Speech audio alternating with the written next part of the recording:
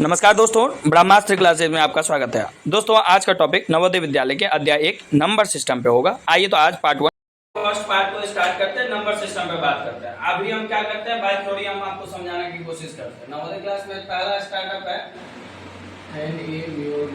चलिए सुनिए, अभी हम पढ़ रहे हैं प्राकृतिक संख्या। प्राकृतिक संख्या क्या होता है? सर बताए थे गिनती की संख्या को प्राकृतिक संख्या कहते हैं। आप गिनती की संख्या को प्राकृतिक संख्या कहते हैं। फॉर एग्जांपल क्वांटिक स्टार्ट होता है 1 से। गिनती की संख्या कहां से स्टार्ट होगी? 1 से। जब 1 से गिनती की संख्या स्टार्ट होगी तो गिनती का सबसे, अगर पूछ देगा सबसे छोटी प्राकृतिक संख्या तो क्या जवाब दोगे? 1। सबसे छोटी प्राकृतिक संख्या 1, क्योंकि क्वांटिक स्टार्ट कहां से हो रही है? 1 से, है ना? 1 से। सबसे छोटी प्राकृतिक संख्या कर देगा तो क्या करना है बाबू? 1। अच्छा, सबसे बड़ी कर देगा, सबसे बड़ी प्राकृतिक संख्या क्या होगा? अच्छा, गिनती का कभी अंत हुआ है जी? गिनती का कभी अंत नहीं हुआ। जब गिनती का कोई अंत नहीं है तो क्या हो जाएगा? अनंत, इनफिनाइट, है ना? अच्छा, काउंटिंग स्टार्ट कहां से होता है?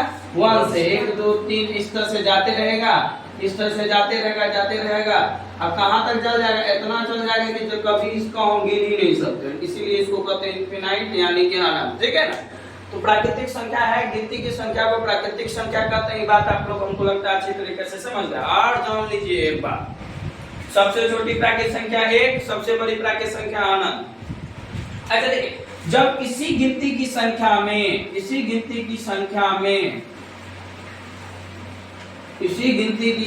में शून्य को शामिल करेंगे। किसको शामिल कर देना?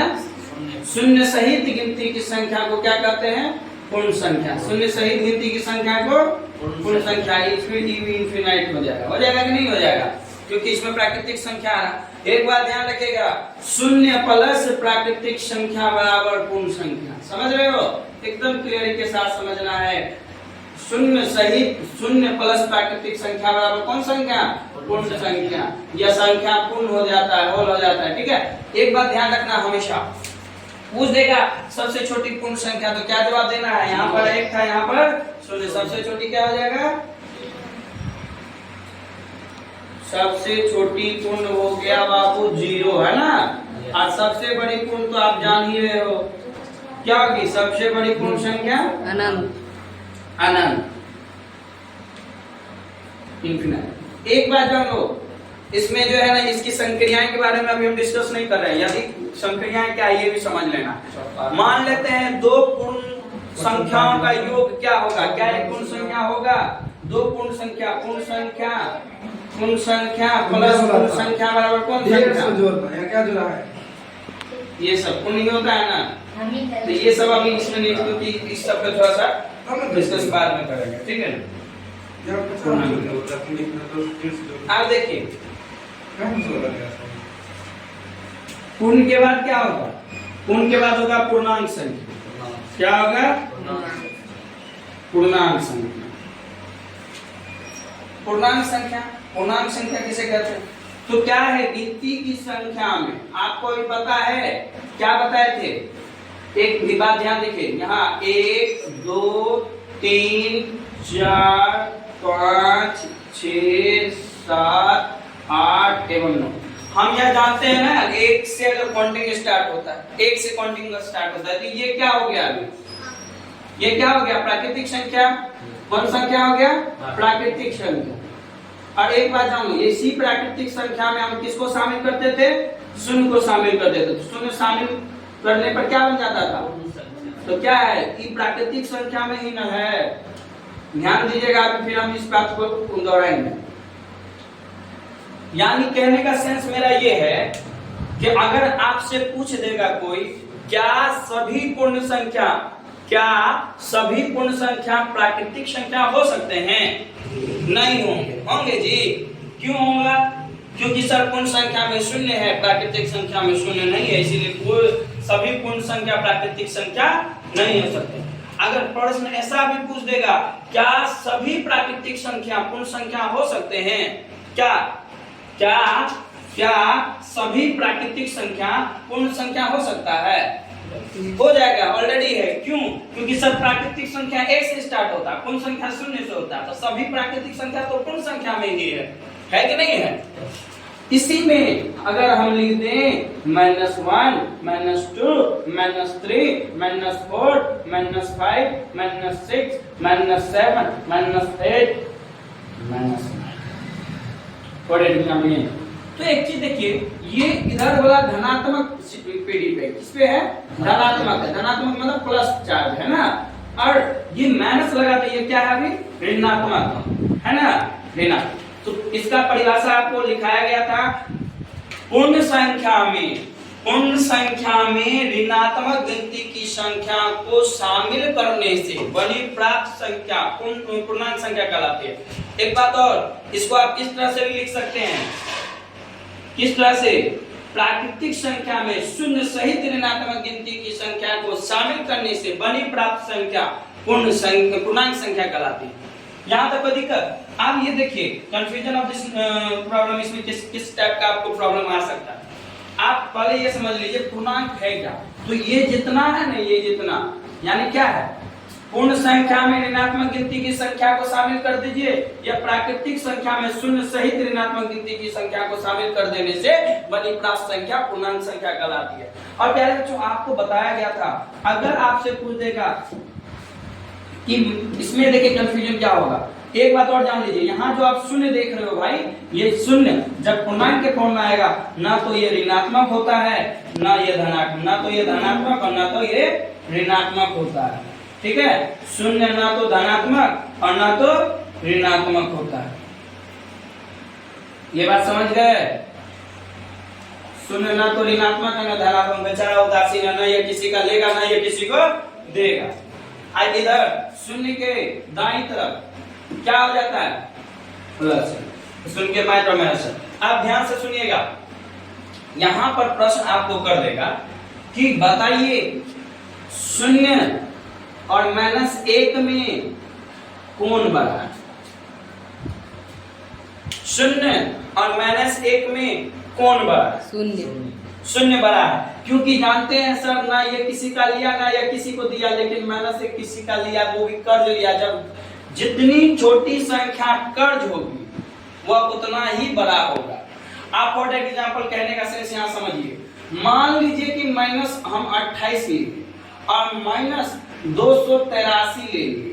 हमको इसमें ये पता करना है कि कौन बड़ा है कौन छोटा है। बताइए तो कौन बड़ा है इसमें? -28। Very good, -28। क्योंकि प्यारे बच्चों, हमने बताया माइनस जब रहे किसी संख्या में, जितनी छोटी संख्या होगी वह उतना ही बड़ा होगा, और जितनी बड़ी संख्या होगी वह उतना ही छोटा होगा। क्यों? क्योंकि इसमें हम अधिक कर्ज लिए हैं, इसमें हम अधिक कर्ज लिए और इसमें कम कर्ज लिए। कि देते देंगे, वो देते सोचना पड़ेगा, है ना। एक बात और देखो, एक बात ये आपको क्लियरिफाई हो गया। अभी कोई हमसे प्रश्न कर रहा था कि बताइए सर 9 बड़ा कि 0 बड़ा? 9। अच्छा 9। सर हमसे ये भी कोई प्रश्न किया, सर 9 -9 बड़ा कि -8 बड़ा? -8। सर इसी में हमसे एक और प्रश्न किया, -10 बड़ा या +10 0 बड़ा? +0। प्लस बोले ना, माइनस प्लस नहीं होता। चलो प्लस। यहाँ तक समझ में आ गया? पूर्णांक संख्या में पूर्णांक संख्या समझ में आ गया? Yes sir. आप लोग चलिए इसके बाद समझते हैं हम लोग। पूर्णांक के बाद समझेंगे सम, विषम, भाज, अभाज, इस पे आप टॉपिक करते हैं ना। हाँ, आपसे अगर कोई पूछ देगा क्या सभी पूर्णांक संख्या पूर्ण संख्या हो सकते हैं? क्या सभी पूर्णांक संख्या पूर्ण संख्या हो सकते हैं? बताइए। कभी होगा? क्योंकि माइनस तो आएगा नहीं पूर्ण संख्या में, पूर्ण संख्या में 0 तक ही है, नहीं होगा। अगर आपसे पूछ देगा क्या सभी पूर्ण संख्या पूर्णांक संख्या हो सकते हैं? हो सकते हैं जी। हाँ, क्यों होंगे सर? क्योंकि 0 के बाद आप देखिए ना सर, इधर ये देखिए ना, हमने प्रश्न क्या किया? क्या सभी पूर्ण संख्या पूर्णांक संख्या हो सकते हैं? तो ये तो पूर्ण संख्या है सर, ऑलरेडी ये पूर्णांक में आ गया। पूर्णांक में आया कि नहीं आया? Yes sir. आ गया। अब देखिए आपसे एक और प्रश्न करेगा, क्या सभी प्राकृतिक संख्या पूर्णांक संख्या होंगे? हो जाएगा। अभी बता रहे थे पूर्णांक संख्या बताया, पूर्णांक संख्या के बाद जानना है हम लोग को इवेन नंबर। अच्छा, इवेन नंबर को तो आप जान ही रहे, इवेन नंबर का क्या रूल्स है। इसका दो रूल्स है, अगर हम कहने के लिए परिभाषा में दो रूल्स से इसको परिभाषित कर सकते हैं। वैसी संख्या जिसके इकाई के स्थान पर 0, 2, 4, 6 एवं 8 हो, वह संख्या सम संख्या कहलाती है। वह संख्या सम संख्या कहलाती है। एक बात और होता है, या ऐसे भी कर सकते हैं, वैसी संख्या जो 2 से पूरा पूरा विभाजित हो, वैसी संख्या जो 2 से पूरा पूरा विभाजित हो, वह संख्या सम संख्या कहलाती है। ठीक है, सम संख्या। फॉर एग्जांपल के तौर पे आप देखिए, हमको बताइए तो यह संख्या क्या सम संख्या होगी? ये सम संख्या है? नो सर, क्योंकि इकाई के स्थान पर सर जो होना चाहिए वो नहीं है। इकाई के स्थान पर 5 अंक बोले, 0, 2, 4, 6, 8। अगर इनमें से कोई होगा तो हो जाएगा। अब बताइए। Yes sir. इकाई का स्थान सबसे लास्ट वाले स्थान को है ना, इकाई तक दाई, तो ये वाला हो जाएगा। समझ गए? जैसे ये बताइए, ये यस सर हो जाएगा। Yes sir. समझ गए ना? इकाई के स्थान पर यदि इस पांचों अंक में कोई भी अंक रहेगा तो चोर पुलिस के पास पकड़ा गया, धरा गया। ठीक है, अब आगे चलते हैं। इवेंट के बाद भैया पढ़ते हैं और क्या पढ़ते हैं? और नंबर क्या होता है समझ ले। और नंबर में होता है, और नंबर का मीन्स हो गया कि विषम संख्या। और वैसी संख्या जो 2 से पूरा पूरा भाग ना लगे, वैसी संख्या जो 2 से पूरा पूरा विभाजित ना हो, वह विषम संख्या कहलाती है। या जिस संख्या के इकाई के स्थान पर 1, 3, 5, 7 एवं 9 हो, 1, 3, 5, 7 एवं 9 हो, वह संख्या क्या कहलाएगी? वह संख्या क्या कहलाएगी? विषम संख्या। आप जैसे बोलेंगे ये कौन संख्या है? विषम संख्या। ये कौन संख्या है? सम संख्या। और ये कौन संख्या है? विषम संख्या। समझ गए ना? विषम का एक ही जड़ है, उसमें हम सम में 5 भाई था। कौन कौन? 0, 2, 4, 6 एवं 8। उस घर में कुछ होगा तो 5 आदमी को पकड़ेंगे। किसको किसको? 0, 2, 4, 6, 8। सम भाई, सम संख्या में। अब विषम संख्या का 5 भाई है, 1, 3, 5, 7, 9। अगर इसके घर में कुछ होगा तो पांचों भाई को पकड़ेंगे। समझ गया ना? विषम संख्या के घर में कुछ होगा, किसको किसको पकड़ेंगे? 1, 3, 5, 7, 9। किस स्थान पर? इकाई के स्थान पर। किस स्थान पर? इकाई के स्थान पर। विषम में क्या होता है? 1, 3, 5, 7, 9। और सम में क्या होता है? 0, 2, 4, 6, 8। समझ गए? ये सम संख्या के है। अगर सम संख्या के घर में कुछ चोरी होगा तो इसको पकड़ना है, अगर विषम में कुछ चोरी होगा तो इसमें पकड़ना है। यहां तक समझने में किसी को दिक्कत तो बताइए। आगे बढ़े? Yes sir. चलिए, उसके बाद देखिए, अब पढ़ना हमको भाज। क्या पढ़ना? ये दोनों हो गया। आप पढ़ेंगे बाबू भाज। भाज संख्या क्या वो समझिए। भाज संख्या क्या है वो समझिए। भाज संख्या को इंग्लिश में कंपोजिट नंबर भी कहते हैं। अगर आप लोग को वीडियो अच्छा लग रहा है तो लाइक शेयर जरूर करें। अब देखिए, भाज्य संख्या है। भाज्य संख्या वैसी संख्या, ध्यान से सुनिएगा, वैसी संख्या जो एक तथा स्वयं के अलावे अन्य संख्या से भी विभाजित हो। वैसी संख्या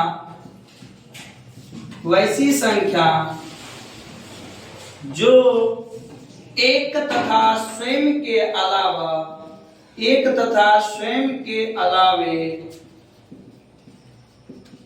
अन्य संख्या से भी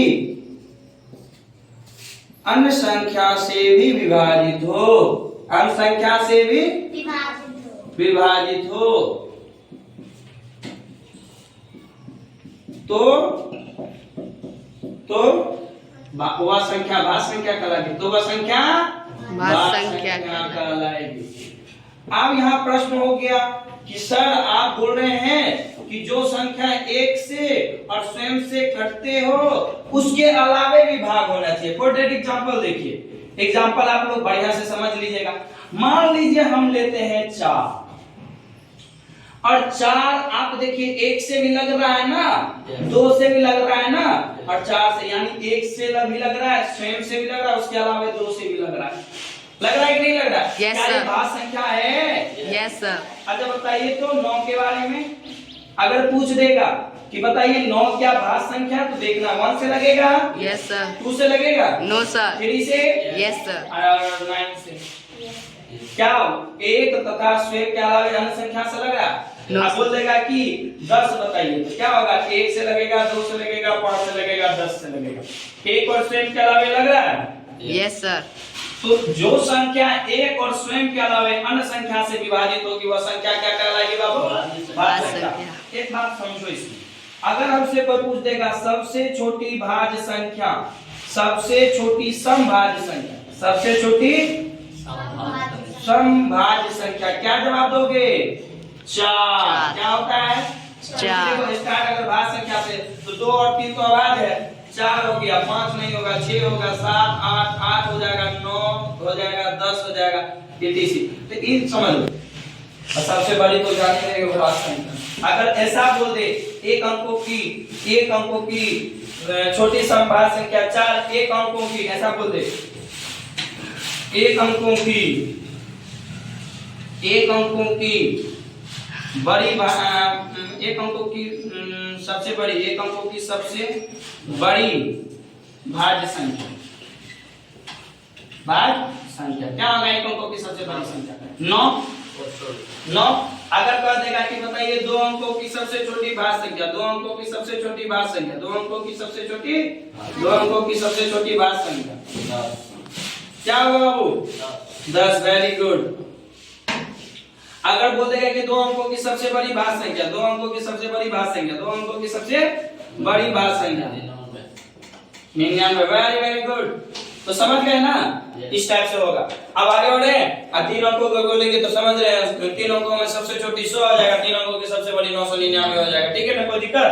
अब चलते हैं भाज्य के बाद किस संख्या पे? अभाज्य संख्या पे।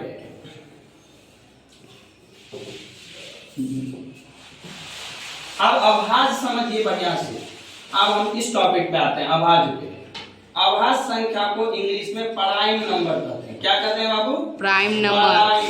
प्राइम है।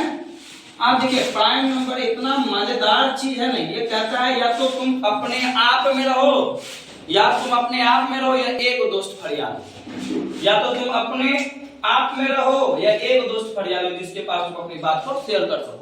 तो वैसी संख्या जो केवल एक तथा स्वयं से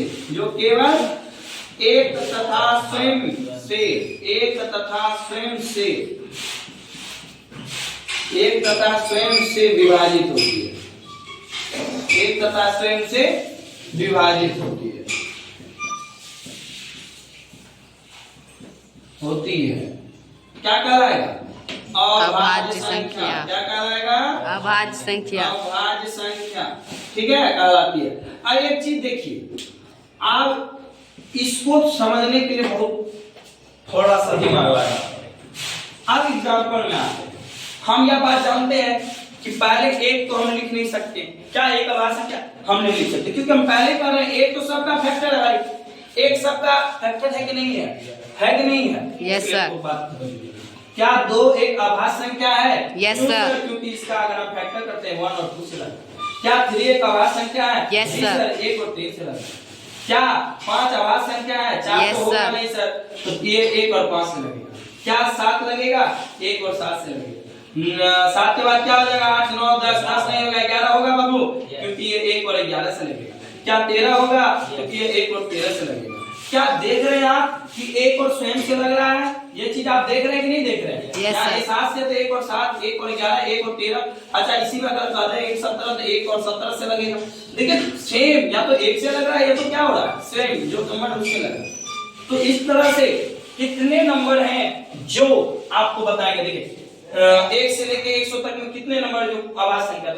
2, 3, 5, 7, 11, 13, 17, 19, 23, क्या होगा? 29 के बाद 31, 37, फिर क्या है बाबू 41, फिर 43, फिर क्या होगा 47, उसके बाद क्या होगा 49 नहीं होगा, 50, 51, 52, 53 हो जाएगा बाबू, 54, 55, 56, 57, 58, 59 हो जाएगा, 60 होगा नहीं होगा, 61, 61 हो जाएगा, 62, 63, 64, 65, 66, 67, 67 हो जाएगा, 68, 69, 70, 71, 69 होगा नहीं होगा, 3 से लग जाएगा, 71, 71 हो जाएगा, 72, 73, 73, 73, 74 होगा, 75, 76, 77, 78, 79, 79, 79, 80, 80, 81, 82, 83, 83, 84, 85, 86, 87, 88, 89, 89, 90, 91, 92, 93, 94, 95, 96, 97, 97 आपसे प्रश्न क्या करेगा कि बताइए 1 से लेके 100 तक में कुल आवाज संख्या कितनी है। अच्छा बताओ, यहाँ देखना है 1 2 3 4 5 6 7 8 9 10 11 12 13 14 15 16 17 18 19 20 21 22 23 24 25, यानी लिख देना कि 1 से 100 तक की कुल आवाज संख्या, कुल आवाज संख्या कितनी होगी 25। 25। Very good. अब एक बात और, ये तो समझ गए हैं कि आवाज संख्या कहते किसे हैं। वैसी संख्या जो एक तथा स्वयं के अलावा अन्य किसी से न विभाज्य लगे, न भाग लगे, तो उसको क्या कहते हैं आवाज संख्या। अगर बोल देगा 1 से 100 तक में कुल आवाज संख्या कितनी है तो 25। यहाँ तक किसी को दिक्कत? नो सर, दिक्कत नो सर। आगे बढ़े प्यारे बच्चों। अब हम पढ़ते हैं, इसके अलावा पढ़ेंगे हम परिमेय और अपरिमेय। क्या पढ़ेंगे? परिमेय और अपरिमेय। परिमेय और अपरिमेय।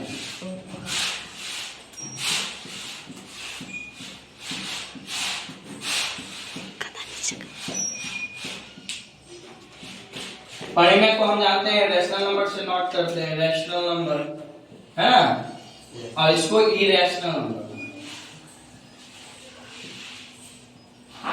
चलिए इसके बाद समझिए रैशनल, पहले समझिए तब इरेशनल। परिमेय संख्या क्या होता है? परिमेय संख्या के बारे में, ये संख्या 3 शर्त को लेके आता है। जिस तरह से देखते होंगे आप लोग, किसी का शादी होता है तो 7 वचनों में 7 वचनों का वादा होता है। ठीक उसी तरह से जब परिमेय संख्या आता है तो 3 वचन ही मांगता है। पहला वचन मांगता है कि P/Q के रूप में होनी चाहिए। क्या होनी चाहिए? P/Q के रूप में होनी चाहिए। और क्या दूसरा? P और Q पूर्णांक होनी चाहिए। P/Q के रूप में होनी चाहिए। P और Q पूर्णांक होगा। क्या हो जाएगा? P और Q पूर्णांक होना चाहिए। अच्छा, पूर्णांक संख्या तो अभी हम बता दिए हैं। पूर्णांक संख्या इस वीडियो में ही हम बताएं। पूर्णांक यानी क्या है? 0 से लेकर इधर भी पॉइंटेड आएगा, इधर भी पॉइंटेड अंक तक, यानी प्राकृतिक संख्या, पूर्ण संख्या, ऋणात्मक गिनती की संख्या शामिल कर दो भैया, पूर्णांक बन जाएगा। और तीसरा शर्त है कभी भी Q 0 के बराबर में नहीं होना चाहिए। अब P/Q के रूप का मतलब बाबू हो गया P/Q के रूप में, यानी कि अंश बटा हर के रूप में, अंश बटा हर के रूप में। प्यारे बच्चों ध्यान से समझिएगा, P/Q के रूप में मतलब है कि अंश बटा हर के रूप में, और P जो होगा ये क्या होना चाहिए? पूर्णांक होना चाहिए। अंश क्या होना चाहिए? पूर्णांक होना चाहिए, और हर भी आपका पूर्णांक होना चाहिए। और तीसरा शर्त क्या था भाई? कभी भी जो आपका Q है, यानी कि आपका जो हर है, ये कभी इक्वल 0 के बराबर में नहीं होना चाहिए। ये 3 शर्त लेके परिमेय संख्या आता है। अब परिमेय संख्या अगर इस बात को लेके आता है तो बताइए क्या √4 एक परिमेय संख्या है? तो क्या करते हैं हम इसका फैक्टराइज करते हैं। फैक्टराइजेशन के बाद हमको 2 का ना कि अब हम आपसे प्रश्न करते हैं क्या 1/2 परिमेय संख्या है? 1/2 परिमेय संख्या है। तो देखिए P/Q के रूप में है, P और Q पूर्णांक भी है, और Q 0 के बराबर नहीं भी है, जो ऑलरेडी होगा। अच्छा बताइए क्या माइनस है? क्या माइनस एक परिमेय संख्या है? बताइए। हाँ है सर, -1 बटे को नीचे में कुछ नहीं तो 1 लिख सकते हैं। ये भी सर P/Q के रूप में है, और P और Q सर दोनों पूर्णांक है। अभी है ना ये ऋणात्मक पूर्णांक, यस ऐसा कोई जरूरी नहीं है कि अंश ऋणात्मक नहीं हो सकता, ऋणात्मक धनात्मक सब होगा, पूर्णांक तो कुछ भी हो सकता है, ये बात ध्यान रखना। क्या शून्य शून्य एक परिमेय संख्या है क्योंकि सर 0/1 लिख सकते हैं, P/Q के रूप में होना चाहिए। सर आपने तो यह बताया हमें कि Q शून्य के बराबर नहीं होना चाहिए, क्या शून्य के बराबर है Q? नहीं है, ऑलरेडी ये परिमेय संख्या है। समझ में आ गया? अगर आपसे कोई प्रश्न कर देगा क्या √16 परिमेय संख्या है, तो आइए इसका फैक्टर पहले कर लेते हैं। 2 2 जा 4, 2 जा 8, 2 जा 16, 2 2 का पेड़ निकला, 2 2 को बाहर कर दीजिए, 2 दूनी 4। क्या 4 को हम 4/1 लिख सकते हैं प्यारे बच्चों? Yes sir. अरे किसी के बेटा में कुछ नहीं तो 1 1 रहेगा, तो P/Q के रूप में नोटिस कर देंगे, तो यह भी एक परिमेय संख्या है। यहां तक समझने में कोई दिक्कत? आप एक बार जान लीजिए, पाई जो होता है ना, पाई अपरिमेय है, लेकिन इसका वैल्यू जो है 22/7, ये परिमेय है, ये परिमेय है, और इसकी जो वैल्यू होगी 3.142 एक्सेट्रा एक्सेट्रा, तो ये भी आपको दिखाते हैं कैसे इसका वैल्यू मान अपरिमेय। चलो देखिए क्या आप परिमेय समझ गए ना, अब परिमेय क्या होता है उस पर आप चर्चा करेंगे।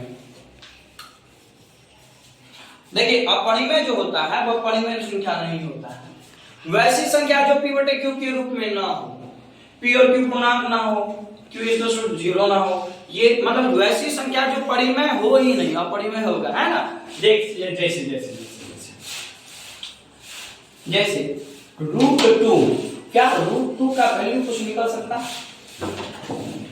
√2 का कुछ वैल्यू निकल सकता? ये 10 डेसिमल्स में आ गया, इसको ज्यादा एक्सटेंड करो, इसका जवाब बार-बार सिखाते हैं वर्ग में, इसको निकालोगे तो 1 बन जाएगा, फिर यहाँ फिर ऐसे, तो क्या होगा यहाँ 1 1 2 करेंगे ना, डबल आ जाएगा, तो इस टाइप से करते हैं ना, तो क्या होगा फिर आपको इसी टाइप से आते हैं 1 4 एक्सेट्रा एक्सेट्रा, तो इसमें आपको क्या होगा पॉइंट में आते रहेगा और आते रह जाएगा, और √2 हो गया, √3 हो गया, फिर देखिए पाई जो है, पाई भी एक अपरिमेय संख्या, पाई भी एक अपरिमेय संख्या, पाई एक अपरिमेय संख्या है ना, जबकि पाई का मान 22/7 होता है, लेकिन पाई अपरिमेय संख्या और 22/7 परिमेय संख्या, क्योंकि P/Q के रूप में है ना, समझ रहे हो। इसके बाद देखिए परिमेय समझ में आ गया, अपरिमेय समझ में आया। अब देखिए अपरिमेय में क्या होता है, अपरिमेय में जैसे कि 2.33333 ये आते रहेगा, इसका अंत जिसका अंत नहीं होगा, ये सब भी अपरिमेय। जैसे कि हो जाएगा